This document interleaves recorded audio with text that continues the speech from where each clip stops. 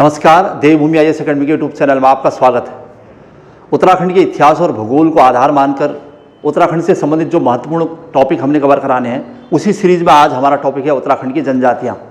इससे पहले हमने उत्तराखंड की जनगणना को कवर किया है। जनगणना में हमने साक्षरता, लिंगानुपात, नगरीकरण और अनुसूचित जाति और जनजाति जनगणना किस परसेंटेज और जनसंख्या के हिसाब से उत्तराखंड में निवास करती हैं। इसी कड़ी में आज का हमारा जो पार्ट है वो है उत्तराखंड की जनजातियाँ।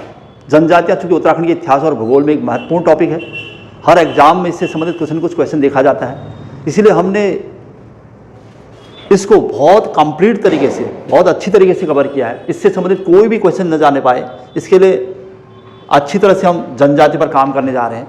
तो एक एक करके जनजातियों से संबंधित प्रश्न कवर करते हैं। सबसे पहले यहाँ पर है उत्तराखंड की सबसे बड़ी जनजाति, और उत्तराखंड की इन जनजाति को जनजाति घोषित कब किया गया, वो सब प्रश्न इस पर दिखाई देंगे आपको। तो सबसे पहले चलते हैं हम लोग 1967, 1967 यानी भारत की आज़ादी के बाद 1967 में लोकर समिति यानी कमेटी की सिफारिशों के पर भारत सरकार द्वारा उत्तराखंड में निवास करने वाली 5 जातियों को जनजाति घोषित किया गया। किस कमेटी की सिफारिश के आधार पर? तो लोकर कमेटी की सिफारिश के आधार पर। कब? 1967 में। शुरुआत में ही प्रश्न है। और कौन है वो 5 जनजातियाँ? तो उसमें है थारू, जौनसारी, भोटिया, बोक्सा, राजी या बनराउत, उत्तराखंड की सबसे पिछड़ी जनजाति। तो ये जो 5 जनजातियाँ, इससे क्या प्रश्न है? उत्तराखंड की सबसे बड़ी जनजाति कौन सी है? तराई या भाबर की सबसे बड़ी जनजाति कौन है? मध्य हिमालय की सबसे बड़ी जनजाति बताओ। उत्तराखंड में तिब्बत के साथ व्यापार करने वाली जनजाति कौन सी है? सबसे छोटी जनजाति कौन सी? इस टाइप के प्रश्न इससे बन रहे हैं। और जनजातियों के निवास स्थान, उनका धर्म, उनका समाज और उनके त्योहार, लोक नृत्य, लोकगीत सब कुछ कवर होने हैं। तो खैर, जो ये 5 जनजातियाँ घोषित की गई थी, उसमें से भी 2 जनजातियाँ को आदिम जनजाति का दर्जा यानी बहुत पिछड़ी जनजातियाँ हैं। उसमें भी राजी, उत्तराखंड की सबसे पहले आदिम जनजाति घोषित हुई है राजी जनजाति, और बोक्सा यानी 2 जनजातियों को आदिम जनजाति का दर्जा प्राप्त है, यानी सबसे पिछड़ी जनजातियों में है। लेकिन उत्तराखंड की सबसे पिछड़ी जनजाति होगा तो राजी होगा। अब चलते हैं उत्तराखंड की सबसे बड़ी जनजाति यानी थारू जनजाति। वर्तमान में उत्तराखंड की सबसे बड़ी जनजाति समुदाय है थारू। ये कहाँ रहते हैं, क्या विशेषता है इनकी? तो थारू जनजाति, थारू से यानी राजस्थान के थार मरुस्थल से इनकी उत्पत्ति मानी जाती है। तो इनकी विशेषता क्या है? थारुओं का सामान्यतः किराट वंश का माना जाता है।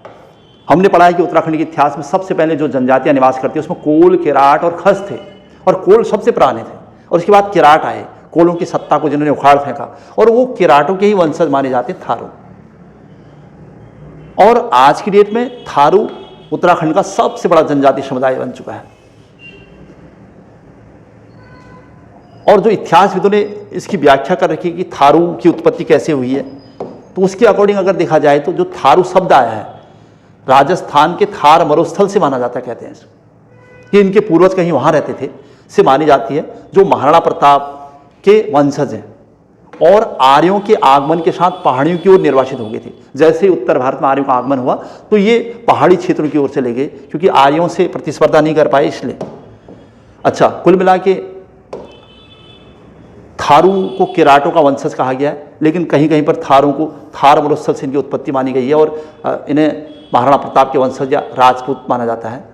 लेकिन जनरली क्वेश्चन ये पूछा जाता है कि थारू माता की ओर से राजपूत, पहले माता, और पिता की ओर से भील उत्पत्ति, यानी राजस्थान में जो भील जनजाति है वो इनके पिता थे, यानी पिता इनके भील और माता इनकी राजपूत। तो इसलिए राजपूत, थारू जिन्हें हम मान रहे हैं वो राजपूत भी हो गए और भील भी हो गए, इसलिए राजस्थान की थार मरुस्थल की उत्पत्ति सही है। और माता इनकी राजपूत रही है और पिता भील रहे हैं, यानी भील जनजाति राजस्थान। ये इंपॉर्टेंट प्रश्न था थारू जनजाति से। अच्छा, कहाँ रहते हैं वर्तमान में, निवास स्थान कहाँ है उत्तराखंड में? थारू तराई और भाबर, यानी तराई में उधम सिंह नगर पूरा डिस्ट्रिक्ट की सबसे बड़ी जनजाति। आज ये तराई और भाबर की भी सबसे बड़ी जनजाति बन चुकी है, उत्तराखंड की तो है ही। लेकिन पर्टिकुलर जगह कहाँ रहते हैं थारू जनजाति? उधम सिंह नगर के खटीमा में, किच्छा में, नानकमत्ता, सितारगंज, यहाँ पर रहते हैं। इसके अलावा उत्तराखंड के कई और जिलों में भी कुछ इनके निवास स्थान देखने को मिले हैं, लेकिन सबसे ज़्यादा तराई और भाबर की जनजाति, यानी तराई की खासकर। कैसा समाज है थारों का वो देखना है। थारों के समाज को देखते हुए अगर उस पर दृष्टि डाली जाए तो इनका समाज देखा गया मात्र सत्तात्मक, इनमें महिला प्रधान या स्त्री प्रधान समाज देखा गया। ये इंपॉर्टेंट प्रश्न है। अभी तक की जितनी भी जनजातियां आएंगी इसमें 5 की 5, उनमें थारू जनजाति का समाज ही मात्र सत्तात्मक होगा। जैसे हम सिंधु घाटी सभ्यता में पढ़ते हैं कि वहाँ का समाज मात्र सत्तात्मक था, यानी महिला प्रधान था, तो यहाँ पर भी थारों का भी समाज भी देखा गया है। लेकिन अगर थारू जनजाति से संबंधित और प्रश्न देखें तो ये टोटल थारू जातियों या गोत्रों में कई गोत्रों में विभाजित हैं, कहते हैं थारू। उसमें भी बड़वायक, बट्टा या बट्ठा, रावत, महतो और डहत, ये 5 इनके गोत्र हैं या उपजातियाँ हैं। और इसमें भी जो बड़वायक होते हैं वो सबसे उच्च माने जाते हैं, सबसे उच्च समुदाय माना जाता है इनका, ये बड़वायक। तो प्रश्न पूछा है कि थारू जनजाति समाज कितने गोत्रों या उपजातियों में विभक्त है, तो 5 हो गए। तो 5 के 5 हमने नाम लिख दिए हैं। उसमें भी सबसे उच्च कौन है, तो बड़वायक। अच्छा, महिला प्रधान समाज में थारू जनजाति में महिलाओं को पुरुषों के समान उच्च स्थान प्राप्त है, चूंकि समाज महिला प्रधान है इसलिए। अच्छा, समाज के स्तर में और क्या क्या पद्धतियाँ इनके पास हैं, जैसे विवाह पद्धति कैसी है थारू में, इनमें बदला विवाह प्रचलित है। थारू जनजाति में बदला विवाह प्रचलित है, जिससे अब 3 टिकटी प्रथा भी कहते हैं कि इसमें एक दूसरे की बहन से विवाह किया जाता था, या कि एक दूसरे के परिवार से में ही आपस में ही विवाह कर लिया जाता था।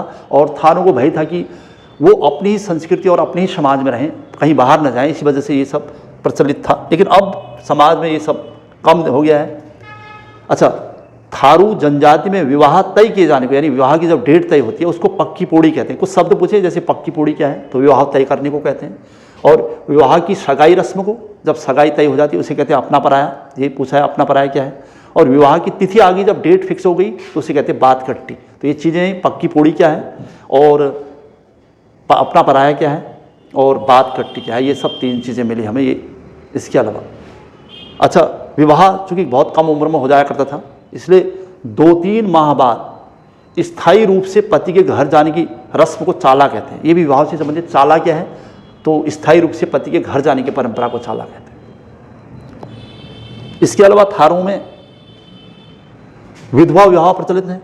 विधवाओं का भी विवाह संभव है और उसे कहते हैं लठ भरवा भोज। उसमें सभी को अपनों को बुलाया जाता है और इसी सम्मान में एक भोज दिया जाता है, इसलिए उसे लठ भरवा भोज कहते हैं। तो थारू में विधवाओं का विवाह जो प्रचलित है उसे क्या कहते हैं, तो लठ भरवा भोज। इसके अलावा और क्या देखने को मिला है, थारू जनजाति चूँकि महिला प्रधान समाज है और इसलिए उनकी महिलाओं को तलाक देने का अधिकार है, और इस जिसे उरारी कहा जाता है। तो उरारी क्या है, थारू समाज की महिलाओं को तलाक देने का जो अधिकार है वो है उरारी। तो इससे ऐसा लगता है कि थारू का समाज वास्तव में मात्र सत्तात्मक है, क्योंकि महिला प्रधान समाज में महिलाओं को बहुत सारे अधिकार हैं। इसके अलावा थारों की धार्मिक स्थिति क्या है, तो वो हिंदू धर्म है, हिंदू धर्म को मानते हैं, हिंदू हैं थारू।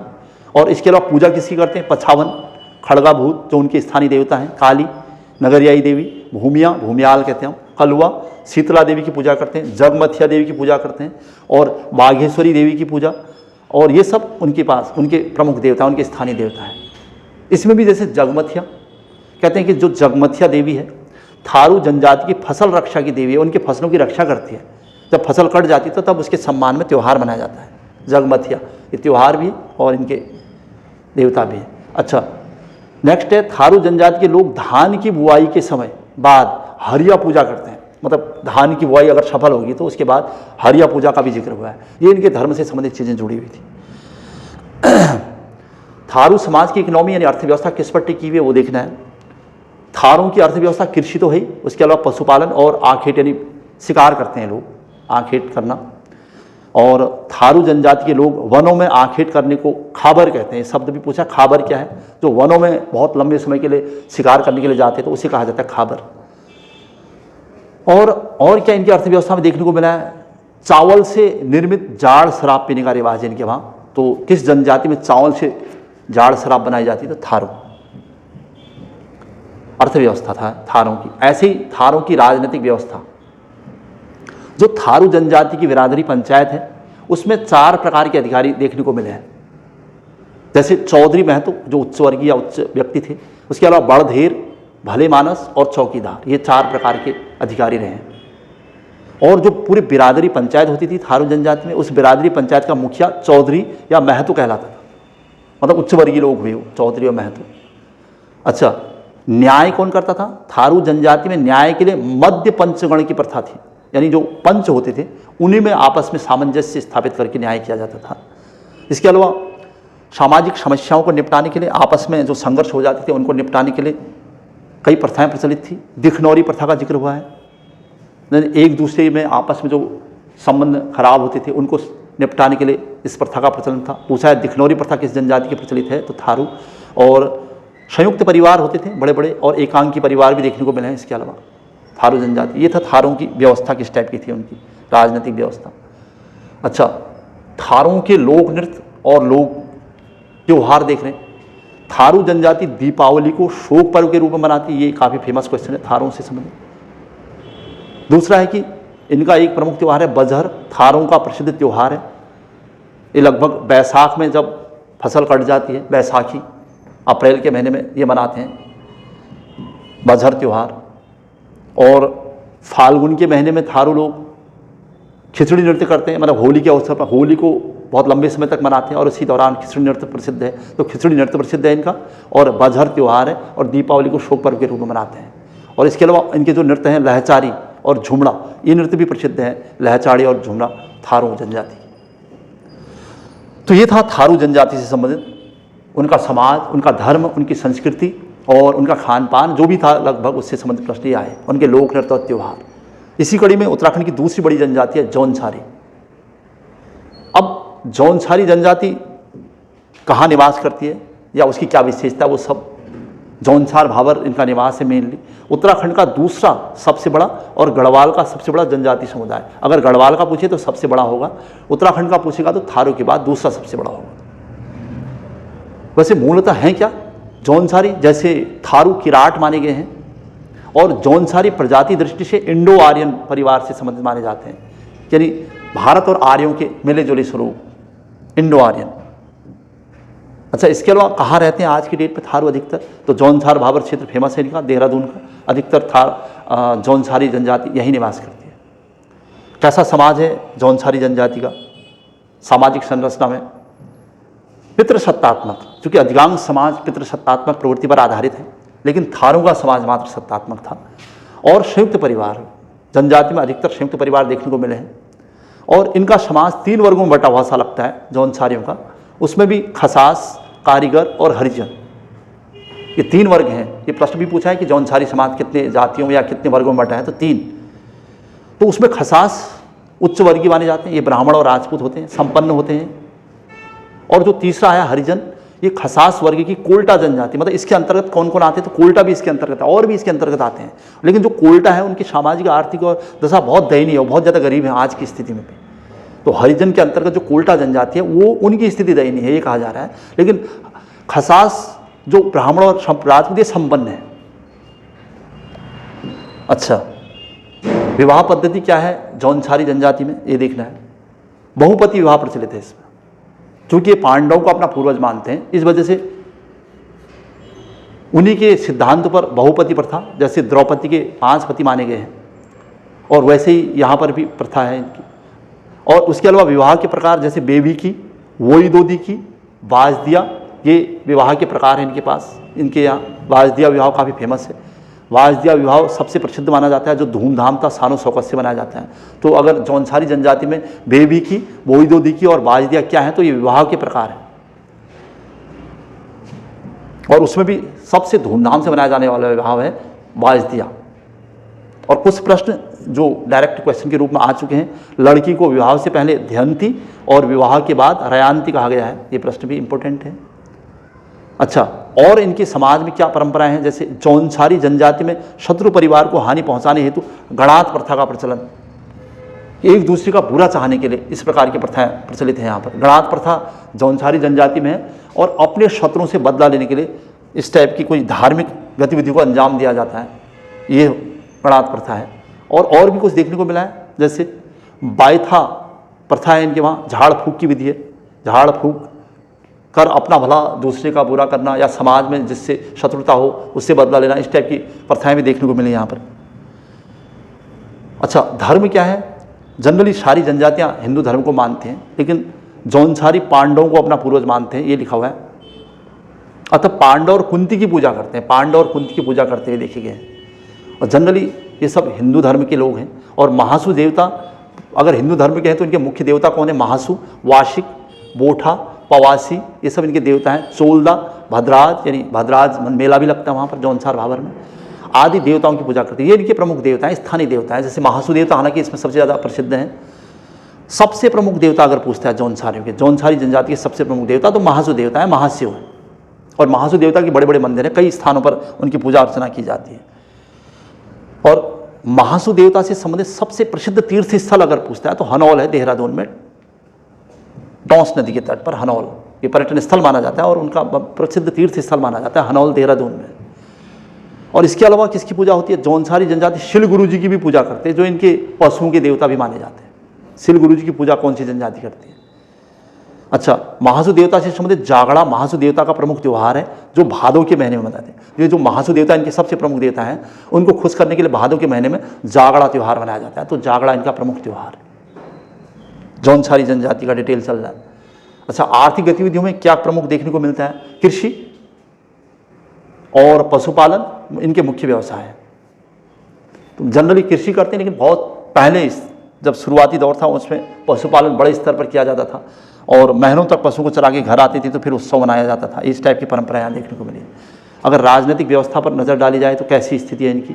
तो ग्राम पंचायत यहाँ भी होती है कि यहाँ, लेकिन ग्राम पंचायत को खुमरी कहते हैं। तो जौनसारी जनजाति में ग्राम पंचायत की जगह खुमरी नामक संस्था होती है और परिवार का हर परिवार का एक सदस्य खुमरी का सदस्य भी होता है। और जो खुमरी का मुखिया होगा उसे कहते हैं ग्राम सयाणा। और इससे बड़ी इकाई जो होती थी वो खत कहा जाता था उसे, कई खुमरी मिलकर खत बनता था, जबकि खतों के मुखिया को सदर सयाणा कहा जाता था। तो ये प्रश्न पूछा है कि खुमरी क्या है? तो जौनसारी जनजाति ग्राम पंचायत खुमरी, ग्राम सयाणा और सदर सयाणा, ये ध्यान रखना। राजनीतिक व्यवस्था। अच्छा, त्यौहार देख लेते हैं जौनसारी जनजाति के। इनके प्रमुख त्यौहार बिस्सू है, पूरे जौनसार भाबर के अलावा उत्तरकाशी में मनाया जाता है। पंचाई दशहरा इनका त्यौहार, दियाई दीपावली है, नुणाई उत्सव पशुओं को चराने के बाद जो घर में आए थे उसके बाद मनाया जाता है। और जागड़ा शिव को खुश करने के लिए, भिरोली कल्याण मतलब संतान के कल्याण के लिए, मरोज उत्सव, अठोई जन्माष्टमी को, गोगा फूल देवी, ये सब इनके प्रमुख त्यौहार हैं। और किमावड़ा इनके प्रमुख त्यौहार माने जाते हैं। अच्छा, इसके अलावा जो राष्ट्रीय त्यौहार है, दीपावली इनका विशेष पर्व है, लेकिन इसे राष्ट्रीय दीपावली के एक माह बाद मनाया जाता है। ये प्रश्न पूछा है, दीपावली मनाते हैं लेकिन राष्ट्रीय दीपावली के एक माह बाद मनाते हैं। अच्छा, इसके अलावा और कौन से त्यौहार हैं इनके पास? जौनसारी जनजाति में दशहरा, जो दशहरा को पांडव कहते हैं लोग, दशहरा मनाते हैं, लेकिन दशहरा चूंकि पांडवों की पूजा करते हैं तो अधिकांश चीज़ें पांडवों के जीवन से जुड़ी हुई हैं, तो इसलिए दशहरा को पांडव का त्यौहार कहते हैं। और ऐसी जब विजयदशमी होती है 10वें दिन, तो उसको ये लोग पायता कहते हैं, जौनसारी जनजाति के लोग। इसके अलावा मेला मतलब मौण होता है इनके वहाँ, तो इस वजह से उससे संबंधित कई चीज़ें हैं, जैसे मत्स्य मौण, मच्छी मारने का मेला। तो जौनसारी जनजाति किस नदी के तट पर मत्स्य मौण उत्सव मनाती है? तो अलगाड़ नदी के तट पर। तो मौण जौनसारी जनजाति में मेला से मतलब है, ये शब्द आ रहा है मौण मेला के लिए। इसके अलावा जौनसार भाबर के चौलीथात में अमर शहीद केसरी चंद, जो वीर केसरी चंद थे, सुभाष चंद्र बोस की आज़ाद हिंद फौज में सैनिक रहे, वे अमर केसरी चंद जी, उनके सम्मान में 3 मई को केसरी चंद मेला भी लगता है चौलीथात में। चौलीथात जौनसार भाबर में 3 मई को एक और मेला लगता है इनके वहाँ। वीर केसरी चंद थे कौन पूछा है? तो वो आज़ाद हिंद फौज के सैनिक थे और 3 मई 1945 को शहीद हो गए थे, इसलिए उनकी याद में मेला मनाया जाता है वहाँ पर, उनके गृह क्षेत्र चौलीथात में। तो ये भी महत्वपूर्ण मेला है इनके। अच्छा, लोकगीत अगर देखे जाएँ तो इनके वहाँ केदार छाया लोकगीत है, सिलोंगू, गोड़बड़ा, बिरासू और रैणा रात, ये इनके प्रमुख लोकगीत हैं। लोक नृत्य में हारुल, अंडे कांडे, जंगबाजी, पत्तेबाजी, मरोज, तादी, मरोज उत्सव भी था इनका, तादी जौनसार में तादी में खूब मनाया जाता है, यहाँ टेहरी में, रवाई क्षेत्र में, और झैता, घुमसू और वारदा नाटी, ये इनके प्रमुख लोक नृत्य हैं। और इनमें भी हारुल जिसे परात नृत्य कहा जाता है, ये लोक नृत्य एक हाथ में रमतुल्ला वाद्य यंत्र, रमतुल्ला इनका प्रसिद्ध वाद्य यंत्र है, इनका प्रमुख वाद्य यंत्र है, तो उसे एक हाथ में रमतुल्ला वाद्य यंत्र कर किया जाने वाला परात नृत्य या हारुल नृत्य काफ़ी प्रसिद्ध है जौनसार भाबर का। ये थे जौनसार भाबर से संबंधित कुछ सांस्कृतिक चीज़ें। इसके अलावा आज जौनसारी जनजाति बहुत आगे है किसी भी क्षेत्र में, तो ये जौनसार के प्रमुख व्यक्तियों के योगदान के परिणाम स्वरूप है। तो वो प्रमुख लोग जिन्होंने जौनसार के लिए कुछ किया है वो सब प्रमुख व्यक्तित्व आ रहे हैं अब जौनसार भाबर के। तो उसमें सबसे पहले केदार सिंह, ये जौनसार भाबर के प्रथम समाज सेवी माने जाते हैं केदार सिंह। तो प्रश्न पूछेगा केदार सिंह का संबंध किससे, तो जौन समाज सेवा से। पंडित शिवराम, ये जौनसार भाबर के प्रथम कवि हैं, प्रथम कवि, और इनकी रचना का नाम है वीर केसरी चंद, अमर शहीद केसरी चंद पर किताब लिखी है इन्होंने। अच्छा, भाव सिंह चौहान, फादर ऑफ जौनसार भाबर कहा जाता है, और समाज सेवी हैं भी, समाज सेवी इससे जुड़े हुए हैं। गुलाब सिंह, जौनसार में राजनीतिक जागरूकता के जनक, यानी राजनीति के क्षेत्र में जौनसार को आगे बढ़ाने वाले हैं गुलाब सिंह। रतन सिंह जौनसारी, ये जौनसार के आधुनिक कवि कहे जाते हैं, आधुनिक कवि यानी कवि हैं। कृपाराम जोशी, प्रसिद्ध शिक्षाविद हैं जौनसार भाबर के। और नंदलाल भारती, जौनसार के संगीत जनक कहते हैं, जौनसार रत्न से भी सम्मानित किया गया है संगीत के क्षेत्र में योगदान के लिए। और नेक्स्ट है जगत राम फकीरा सिंह चौहान, ये जौनसार के प्रसिद्ध गायक हैं वर्तमान में। और सुमन वर्मा और रेशमा शाह हैं, जौनसार की प्रसिद्ध गायिका हैं। ये था जौनसारी और थारू जनजाति। चलिए आज की क्लास यहीं पर समाप्त हो रही है, और जो शेष पार्ट है इसका, यानी भोटिया जनजाति और बोक्सा और राजी, उसको हम इसके सेकंड पार्ट में कवर करेंगे। आज की क्लास यहीं पर समाप्त हो रही है। जय हिंद, जय उत्तराखंड।